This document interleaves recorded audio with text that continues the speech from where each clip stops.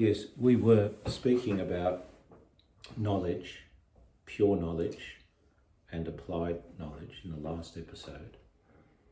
Knowledge, I proposed, was the marriage of wisdom and understanding, applied as opinion and skill.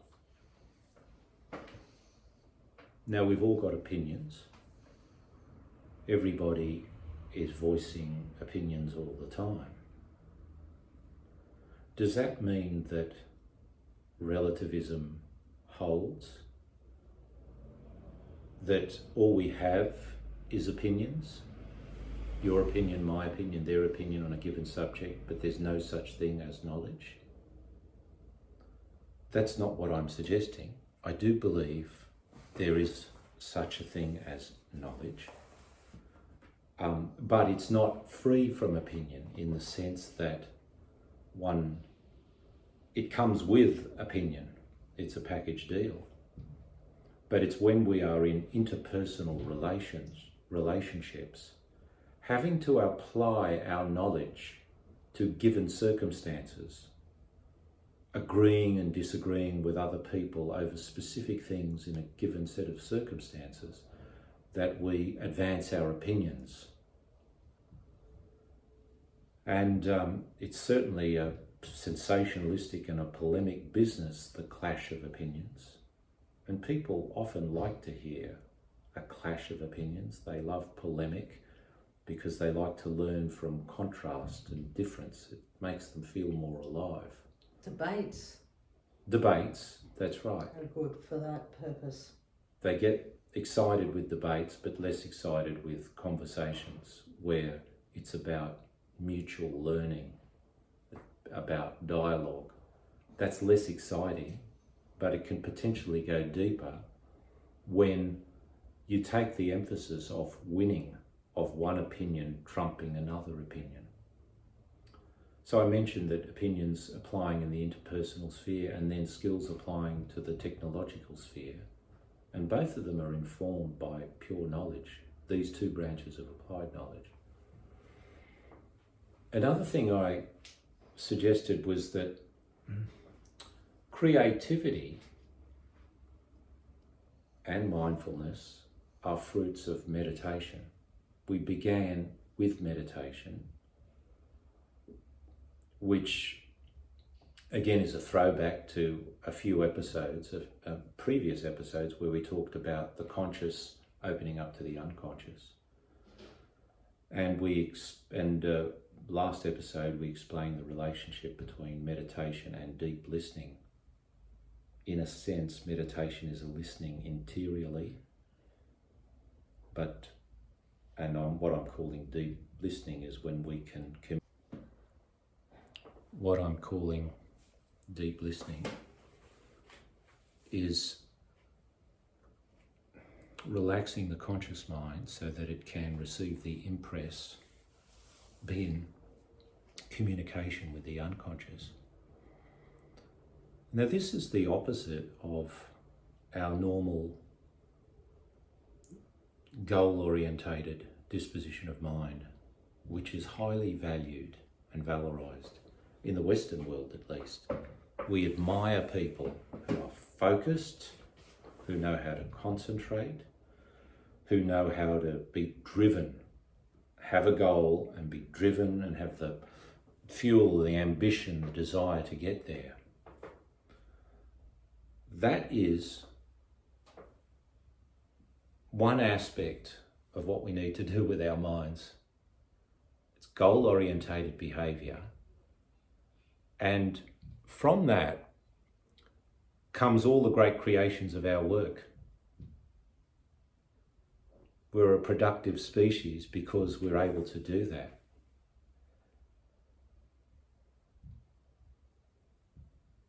And the mental technique or disposition that enables us to do that is concentration, where the focus is put on one thing and other things are excluded. And the more single-minded you can be, the more you can just exclude other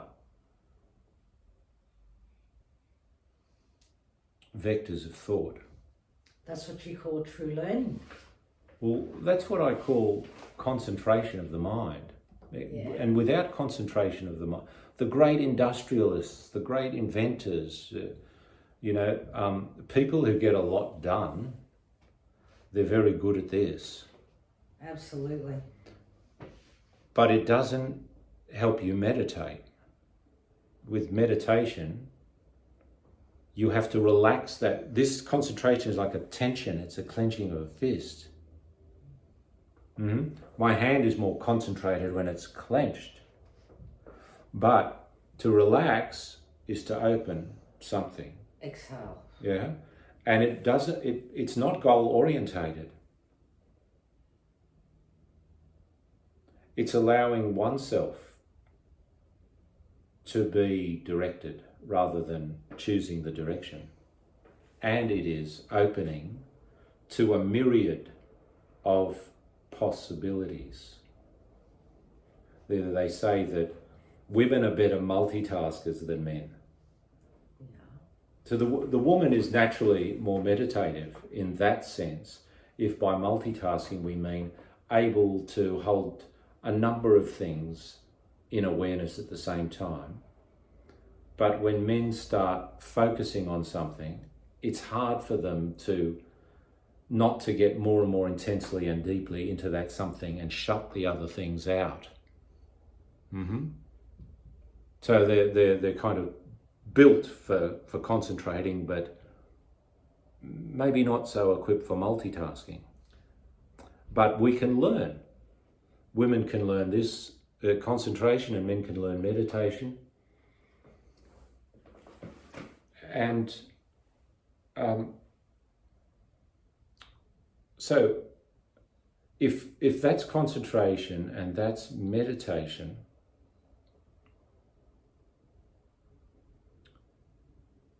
and with meditation, you're paying attention to the whole of your experience, the whole of life, the whole of the universe. After all, inspiration can come from any quarter. It's like defocusing. When you've got good vision or spectacles, you get a sharp image, that's a sharp focus, but if you defocus, everything becomes blurry and objects just interpenetrate each other.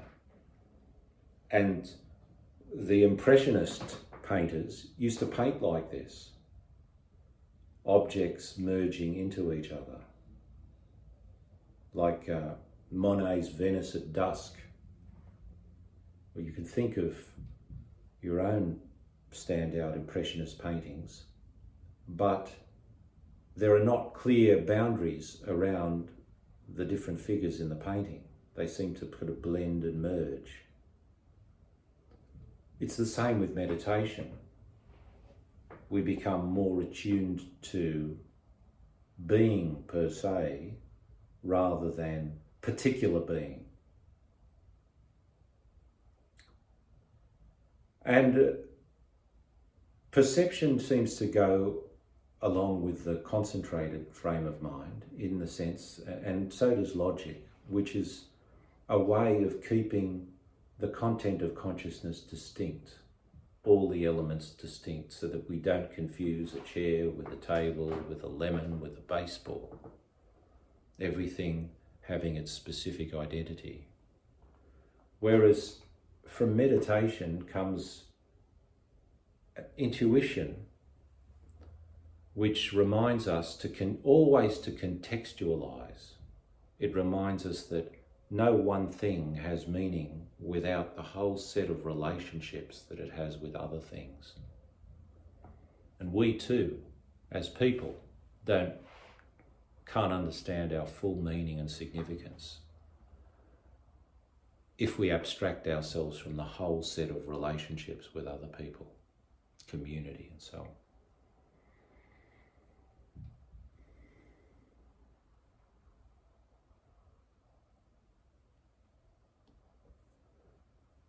Intuition is also a deep apprehension of the subject and subjectivity.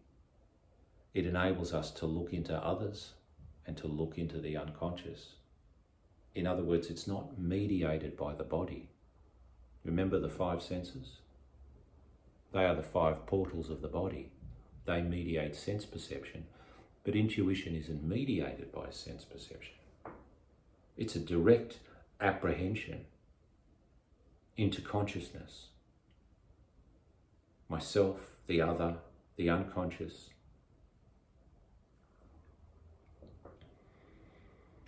Now, mindfulness is coming from meditation and then bringing a focus back to something without forgetting everything else, right?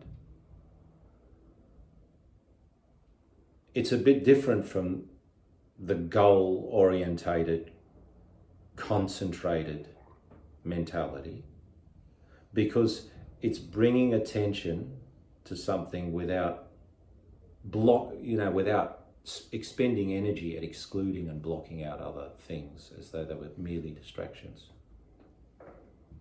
So you could be cutting up the carrots for dinner and you need to pay attention to what you're doing to the chopping, especially if you've got a sharp knife. You don't want to cut your finger off, do you? Exactly. But at the same time, you may be aware of where these carrots are grown.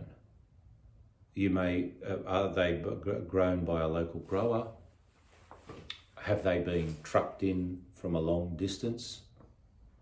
How much impact on the environment have they had so far? Have they been organically grown? You may be aware of the fact that you're in your own kitchen preparing a home-cooked meal, and that has repercussions that are economic, ecological, social. Who are you inviting to the meal? What are you preparing? How are you going to combine your nutrients? Stuff from your own garden. Imagine It that. could be stuff from your own garden. So there's a whole statement of ecology and economy in the way that we prepare meals, isn't there? Absolutely. So to be mindful there is to be, yes, aware of how that knife is slicing through the carrots, and to have enough attention there so that you don't chop your finger off. But it is also being aware of all of this peripheral stuff that relates and contextualizes the action that you are performing, namely slicing the carrots for dinner. Does that make sense? It does. Now, creativity is another word that's come up. And what I'm going to propose, what I'd like you to think about, is that human creativity is analogous to human procreativity. It's bringing something to birth, just as it's possible to physically gestate an embryo, fetus, and bring it to birth, or for a woman too. And it's brought to birth within, in 9 months. Well, it is similarly possible, not only possible, but true creativity, I believe, happens this way, that we undergo a spiritual gestation and bring something to birth. We're not going to put a time frame on it. It varies. Yes, but we can look for the correspondence between the physical and the spiritual creative gestation. One's procreative, one's creative, one's physiologically, physically based, and one's more psychically, spiritually based. One gives birth to a new human being, a new life. The other gives birth to creations, cultural artifacts, which are living in a way because they should bear the lineaments, the imprints of their creator. And you can tell with great artists, for example, you just see their work and that's got so-and-so written all over it. That's got Rembrandt written all over it. That's got Beethoven. written all over it. So they are our offspring in a way as well. And it depends on how we're directing our energy. We have to direct our energy in a certain way for these creative offspring to issue. And just as procreation requires a sperm and an egg, two gametes, a male and a female gamete or sex cell, creativity requires a male aspect and a female aspect, conscious and unconscious. Inner and outer. Yeah. So the conscious, if you've got to create something, whether it's writing a book or building a business or putting together a political platform, You've got to execute it. You've got to execute it. Well, we'll come to implementation, but you've also got to be working on it.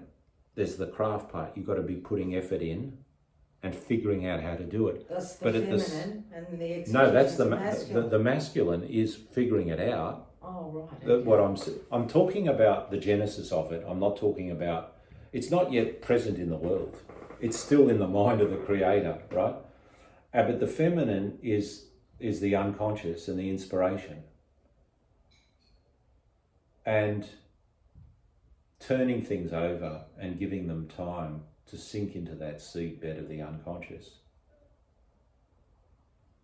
so that that seed of an idea can grow. And once you actually have an idea and grasp it in consciousness, it's like a conception, and that conception is ready to be implanted. We talk about a conception like a fertilized egg that becomes an embryo. That's a conception. But for a creation, for a cultural creation, you need a conception. Consciousness grasps an idea by which the culture can be renewed in some way. It might be a new political development. It might be a new development in fashion, in cuisine. It might be a scientific innovation, or innovation in education. Something authentically new that builds on what's there, but takes it to the next level. That's what I mean by cultural renewal. That's why we need creativity, to renew the culture.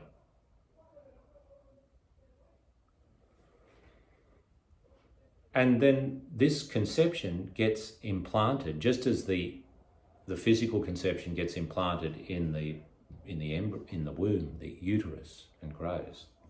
The mental conception gets implanted in one's life, and implanted in our life, in our work environment, and being fed, nourished by the different resources and the techniques and the methods that we need to bring this creation to fruition.